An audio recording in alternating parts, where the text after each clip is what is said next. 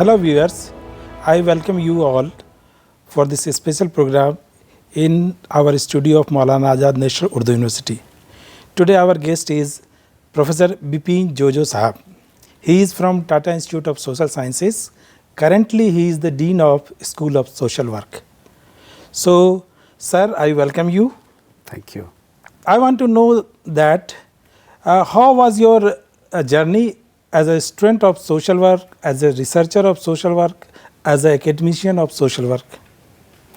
Thank you, Professor Saeed Raja. It is my pleasure to be here in MANUU, especially in this context of 11th Indian Social Congress. It is a very interesting question you have asked me. I come from a remote village, one of the remotest districts in the state of Odisha. And from there, without knowing anything about social work, I got admitted in this MSW program in Utkal University, Bhubaneswar. And I think that was the turning point in my life, though it was an accidental choice to join in social work. And thereafter, I think my life has turned to this direction, and I have reached to this stage today wherever I am. As I said, I was coming from a very small, remote, rural village. I was very shy. I did not have confidence to speak in English. So when I joined for MSW program, first time I think I started speaking in English. Okay. From there, as we moved ahead, I tried to learn language, to speak confidently, to be able to participate in different public activities. And so that self-confidence grew up with the kind of pedagogy we have in social work education. And thanks to JRF, because of JRF, I could think of doing a PhD. And that's how I landed up in the Tata Institute of Social Sciences for my MPhil and PhD. And thereafter, I joined Tata Institute of Social Sciences as a faculty in way back 1997. And I have continued there to work as a faculty. And currently, I am with the Center for Social Justice and Governance within the School of Social Work as a professor. And I am the Dean of the School of Social Work. It is a long journey, full of challenges and difficulties. But I think it is a great sense of accomplishment, not only for me individually, but also for my family and for my village. Probably in my whole district, I was the first one to get PhD from my community. Oh. So my journey as a social work student and then getting PhD, that itself is a great achievement, not only for me but for my community also. And as my family was full of teachers, my grandfather was teacher, my father was teacher, so we had that kind of background to teach or to interact with people, the students. Somehow I also had fascination to be in the teaching faculty or teaching profession.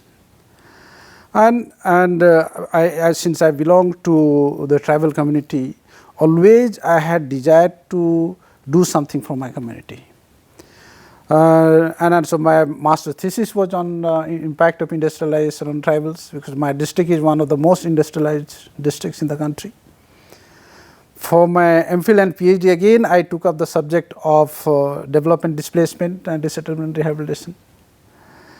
And subsequently, when I kept on reading about the different development theories, I could understand and I could realize some of the discourse around neoliberalism and the kind of marginalization over the centuries of some of the marginalized communities like tribes, who have faced historically marginalized or marginalization economically, politically, culturally, and so they have been dispossessed from their own history and culture and from their own resources. And I had a strong feeling of saying that the sociologue has to respond to this structural operation or marginalization process, that it is not only just helping poor to get his or her livelihood or get educated or to access the healthcare, but the families or the communities who have been dispossessed for decades or generations, now how to address, how to study this process of dispossession, and so how do we bring about change in this dispossession process, or how do we respond as sociologue practice in this process. So that was one of my driving force in my mind to work during my research and education. And subsequently, when I started teaching, along with my colleagues, we started reflecting on this aspect of historical injustice, the systemic or structural injustices or the marginalization process. And so somewhere we felt very strongly that sociologue has to respond to this structural inequality or the marginalization process. Okay.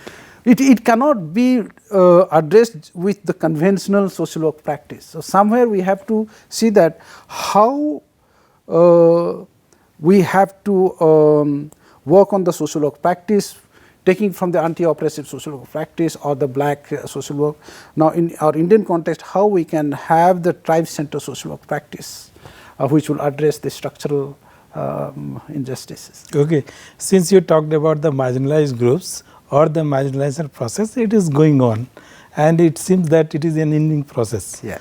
So, as a social worker students, or the lesson for the social work student, one who is going to in this field to do service for the marginalized groups, what are the things which is more applicable in nature to intervene that?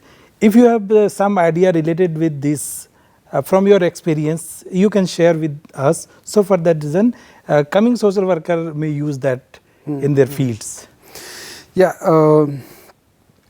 I think if any young student or the practitioner wants to engage in this field of working with the marginalized groups, I think it is very important for oneself to understand the whole of sociocultural, historical process of the communities. Unless one understands the sociocultural aspects of the communities and see how this process of marginalization has been taking place over decades or the centuries with them, I think one cannot think of how to address this marginalization process. And so it is very important for us to unlearn some of our own learnings and understanding, the way we have been taught in our normal conventional education, that we need to address either it is remedial or whether it is curative intervention. Going beyond that, how we have to look at either it is along with the care and welfare, how it is important for us to engage with policy research and advocacy, and then talk about working with different systems and structures, whether it is government institutions or structures, or whether it is the social systems and structures. One has to be prepared to engage with those systems and structures which have been perpetuating or hegemonizing or marginalizing, either it is in terms of their own epistemologies, one has to unlearn, one has to empathize, one has to put their feet into their shoes. Then only I think one will be able to think of engaging with these communities or with these issues. Okay. My another question is related with the same thing, that if we are saying that marginalized groups, we are talking about that marginalized groups, you have given your experience how we have to deal with the marginalized groups. In the light of all these things, what could be the future of social work in India?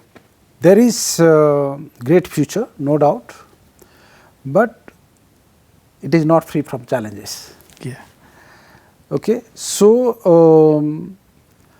one has to continuously engage with the systems and structures, and so there is a huge opportunities to equip oneself. One is through policy research and advocacy, and see that how one can engage with the systems and structures to be responsive towards these communities or the issues of these communities. So one need to be academically very strong, and so one has to strengthen one's analytical ability. Okay, so unless we are able to strengthen our analytical ability, I think we will not be able to plan or design the intervention aspect. Yes. So that is one aspect, that if we are planning to work with these communities or the issue of marginalization or deprivation, one has to strengthen our research skill and analytical abilities, and then one can see that design or plan or equip with multiple development administration related skills and tools one has to imbibe, like working with organizations, whether it is NGOs or whether it is a government organization, whether it is corporate bodies. Now huge number of CSR projects coming up, huge number of government departments are working with different kind of marginalized communities. So unless one has the perspective, the skill, and that kind of compassion to work with these communities. So I feel that one has to equip oneself with the knowledge and the skill, but at the same time, unless one has that passion or the compassion to work with these communities, I think it is not easy to work with. But if somebody is passionate, no, I want to work with this community, or I believe in certain values and principles, I think with certain knowledge and skills, there is huge opportunities to work with. Definitely, sir. What you are saying, that if you have values, if you have principles, if you don't have passion regarding this particular community for which you are going to do the work, it is impossible to do the work. Passionate is important for all of us if you want to intervene with marginalized groups. With this positive note, we are finishing this small program. We will meet with another person next time. Thank you. Thank you.